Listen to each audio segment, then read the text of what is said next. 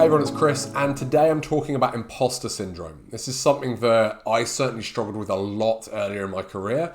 I was going to share a little bit about my experience, but also some of the unexpected benefits to it, and why it's something that I'm actually grateful for now that my relationship to it has changed a little bit. I wouldn't say I'm completely cured of it. I don't know that it's anything that ever totally disappears. But it's certainly shifted from something that used to cause me a lot of stress and anxiety to something that's actually one of my strengths and has helped me to become a better clinician and better help my patients as well. Now, my experience with imposter syndrome really dates back, like going back into my childhood. I was a high achiever as a kid. I did well at school. A lot of my sense of who I was came from being somebody who was smart and did well on their tests, and that's where I got a lot of praise. And what that led to was that me feeling personally like in order to be good enough, I had to achieve. And that I had to achieve well. And I knew that I wasn't the best at everything all the time, which led to me worrying that people were going to find out at some point I wasn't quite as good as they sometimes thought I was. And that continued right through school, right through A-levels, right through university, and eventually I graduate as a chiropractor, and now I'm faced with patients every day who are expecting me to be somebody with the answers, an expert who's going to help them. And internally I'm freaking out going, I've just started this. I don't really know what I'm doing. I'm trying to do 5 or 10 things at once. The whole time I'm doing that, I've got to present a calm and collected, composed mask to the patient. And that was very, very stressful. And it's something that all new graduates go through to some degree. So that was my experience with it at the start. The way I think of it is like I had this inner critic that was kind of there on my shoulder yelling at me like, you're not good enough, you don't really know what's going on, they're going to find out, they're going to realize you're a fraud. And that's what's called imposter syndrome, where you feel like you're a fraud most of the time. And it's really not a nice place to be, and it often feels overwhelming. Now, what happens with many of us over time is that as we start to get a bit of experience, we start to realize that, you know what, maybe I'm a little bit better at this now, that voice starts to quieten down a little bit. It's not yelling, it's kind of like talking loudly, and then it gets to the point where it's kind of muttering.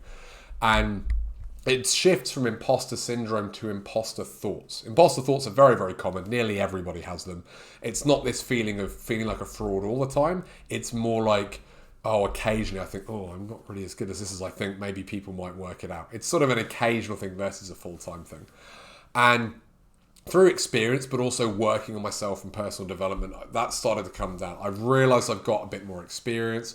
Also, my standard of good enough by working on things over time has started to drop. And I don't need to be perfect in order to feel that I'm good enough. Now, that's a work in progress. It will still tend to shift up there if I take my eye off it. But I'm in a place now where these imposter thoughts still come up, but they're actually a real benefit. And there's something that once you can get to that stage, really do help you, I feel. And I'm really glad that I actually have those. There's 3 things that I see as real strengths to that. The first one is that give me better decision-making abilities. Because I have this little voice that I think of it, instead of being this yelling monster now, it's like a little paranoid friend.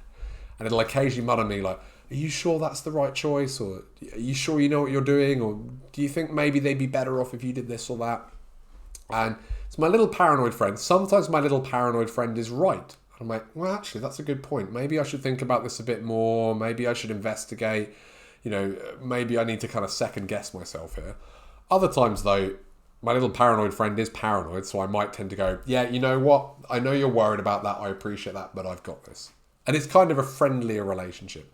And that's because it helps me make these better decisions. It also improves my ability to empathize, because when I see that in other people, whether that's clinicians and chiropractors I'm working with, whether that's my patients, whether that's loved ones, is I can start to go, oh yeah, that imposter syndrome. Yeah, it's tough, that, isn't it? And I can empathize better because I can show them that I understand it. And for somebody who's not really talked about it a lot before, to find out that, someone they know and trust has that too can be a big relief. That's one of my aims with this video, is if anybody has this and they think they're on their own, you are absolutely not on your own.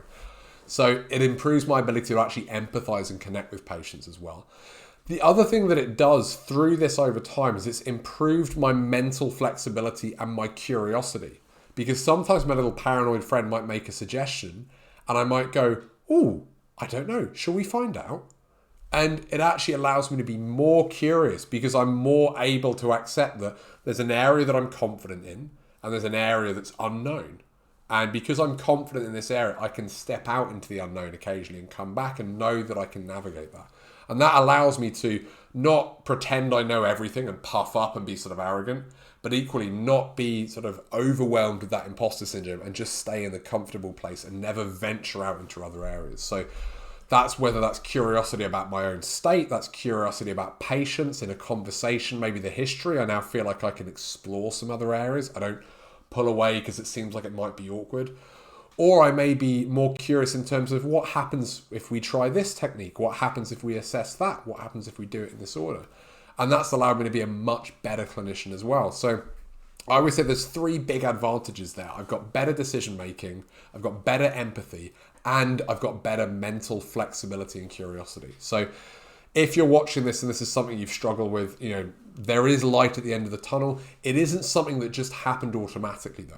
So as I got experience, that started to get better, but I can tell you the doubt was still there and it still wasn't a very friendly voice. So working on yourself, working with others, these are all things that can be really, really helpful, whether that's some personal development, whether that's working with a coach, whatever it might be. I've helped a lot of chiropractors over the years, especially once you've struggled with this as well. So it's fine to reach out if you feel like you need some help. That's actually quite a brave thing to do a lot of the time. But the main thing I guess I want you to know is that you're not alone if you're struggling with this. It is normal. It's a normal part that most people go through. I always say that if you don't have at least imposter thoughts at the start of your career, I'm worried, because you've probably slipped into that Dunning-Kruger place of having more confidence than you have competence. That I've seen a couple of chiros like that over the years. It's not a good place to be. So it's normal to have that. The best thing we can do is to talk about it. So if you're struggling with that, reach out to somebody that you know and trust. Have a conversation. A lot of these things, they hide in the dark. They don't do well in the light of day. You shine some light on it, you find out actually it's not as big a deal as you thought. And just talking about it can take the weight off.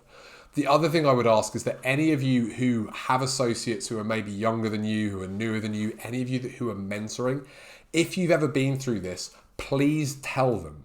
Please share that so that they know that this is normal and that somebody they look up to and respect with more experience than them has gone through the same thing. I didn't do this with our first few associates. And my wife found out at a staff party and called me on it. It was like, why haven't you told them you deal with this? And it was a real moment of, oh, have I not? And they went, no, you never told us that. I was like, oh yeah, no, of course, that's normal. And since then, I've made a real point to tell every new chiropractor that I mentor that this imposter syndrome is normal. So, a bit of a longer video to there. I'll wrap this up now. But just remember, if you're struggling with it, it's normal.